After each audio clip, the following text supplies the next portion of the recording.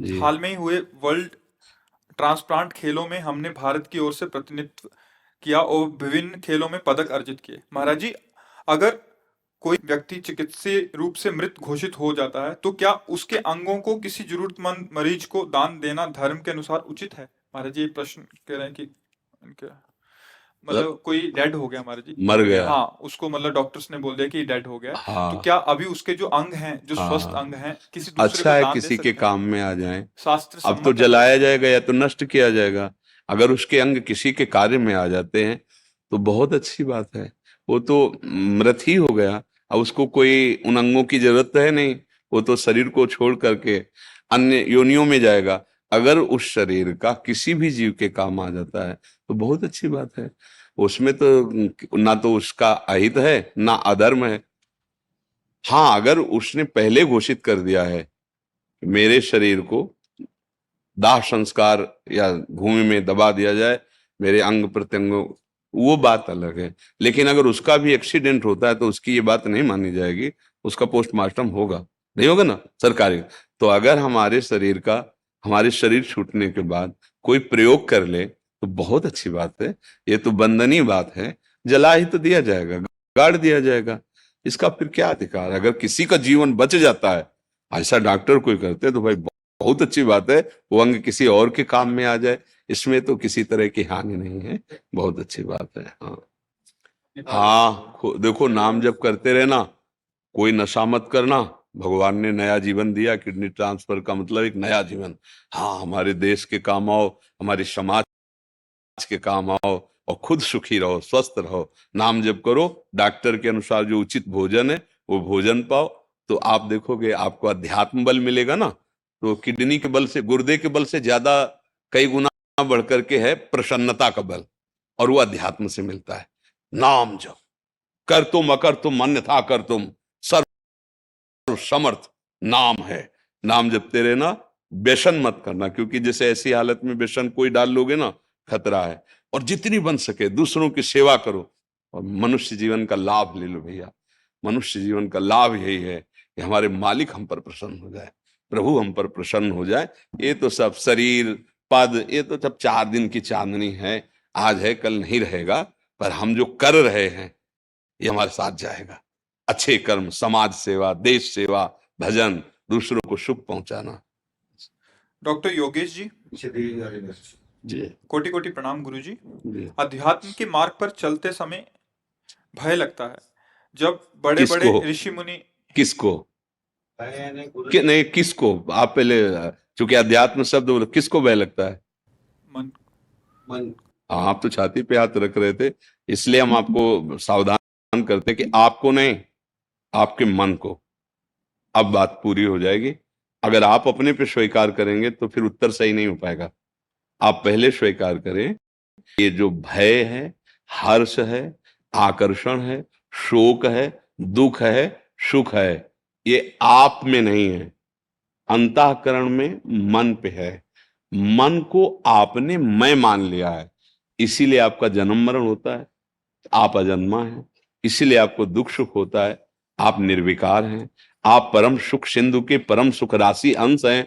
पर आप सुख के लिए भोगों में भटक रहे हैं, क्योंकि हमसे गलती हो गई है। अब आगे बात कीजिए। महाराज जी, जब बड़े बड़े ऋषि मुनि और देवता भी मछली की क्रिया जैसे देख के मतलब विचलित हो सकते उसमें हैं, भीष्म अपराध जी बन कहते हैं। जाता है, तब अपराध बन जाता है। जैसे सौभरी ऋषि तपस्या कर रहे थे ना, तो गरुण जी का आहार सर्प और मछलियां हैं। तो उसी कुंड के समीप उन्होंने एक मछली को ग्रहण किया, गरुण जी ने। तो शौभरी जी ने देखा और गरुण जी को कहा, तुम्हें भय नहीं लगा कि मैं तपस्या कर रहा हूं? नहीं, भगवान का वाहन हूं और मेरा आहार रखा गया है सर्प मछली, तो मैं आपसे क्यों भयभीत हूं? धर्म के विरुद्ध आचरण हो तो हम आपसे भयभीत हूं कि भाई आप बैठे हैं, आपके सामने मैं धर्माचरण कर रहा हूं? बोले नहीं, ये कुंड मेरे द्वारा सुरक्षित है, आप इसमें किसी जीव को नहीं खा सकते। तो उनका नहीं, मेरे लिए आहार निश्चित किया गया है, मैं खा सकता हूं। तो बोले आज के बाद अगर इस कुंड में आए तो मैं शाप देता हूं, ये तुम्हारे। गरुण महाज्ञानी महाभागवत है।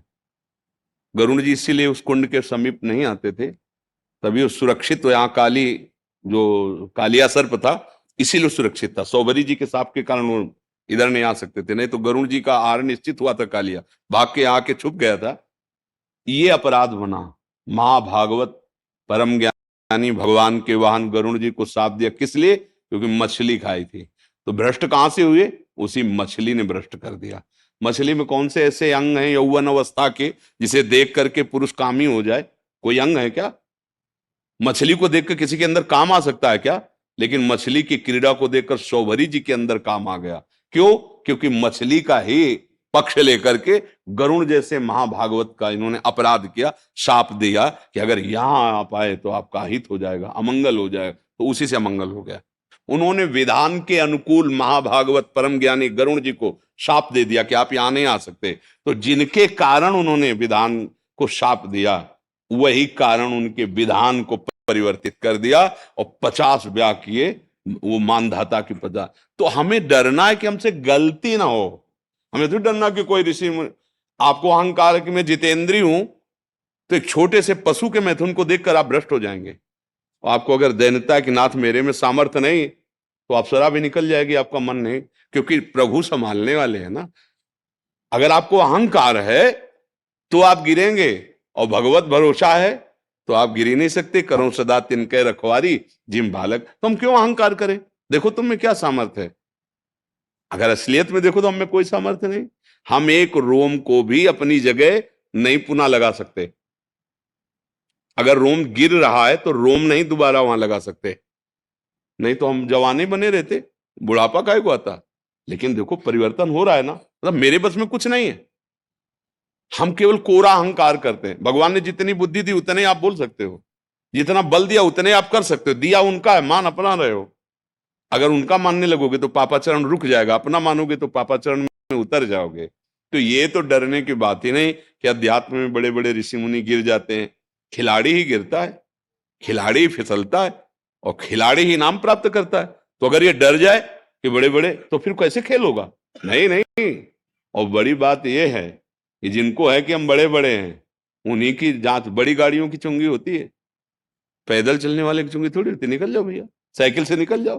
तो इस मार्ग में जानते हो कैसे निकला जाता है? तृणादपि सुनीचेन, महाप्रभु चैतन्य देव, तरोरियु सहिष्णुना अमानिना मान देन कीर्तनी यहां सदा हरि। बड़ी गाड़ी मत बनना, तृण से भी नीचे रहना, कोई चेकिंग नहीं होगी, निकल जाओगे। और अगर मैं ज्ञानी, मैं ब्रह्मचारी, मैं तपस्वी, तो फिर वो मशीन नहीं लगा देते।